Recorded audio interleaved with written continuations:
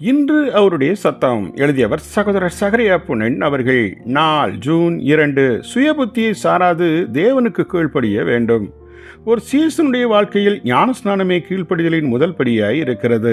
இந்த கீழ்ப்படிதலில் ஆரம்பிக்கும் இந்த சீசனை தொடர்ந்து தன் ஜீவிய காலமெல்லாம் கீழ்ப்படியும் வாழ்விற்குள் பிரவேசிக்கிறான். மேலும் இவ்வித கீழ்ப்படிதல் காரண யுக்திக்கு உட்பட்டதா இல்லாமல் விசுவாசத்திற்கு உட்பட்டு விசுவாசத்திற்கு கீழ்ப்படிதலாகவே இருக்க வேண்டும்.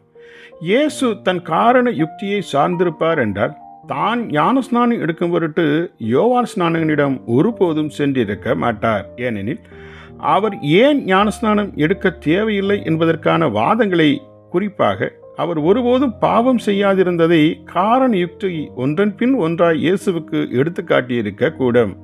இயேசுவே ஞானஸ்நானம் எடுக்க வேண்டிய அவசியம் என்ன என்பதை யோவான் ஸ்நானகனால் கூட புரிந்து கொள்ள முடியவில்லை.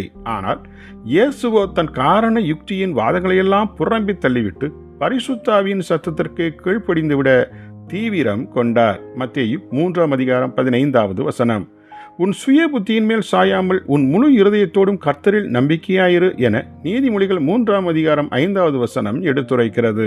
ஆம், நம்முடைய சுய புத்தியின் காரணங்களே விசுவாசத்திற்கு முதல் எதிரியே ஆகும். ஏனென்றால் மனுஷீக காரணங்கள் ஒரு காலம் ஆவிக்குரிய சத்தியங்களை புரிந்து கொள்ளாது.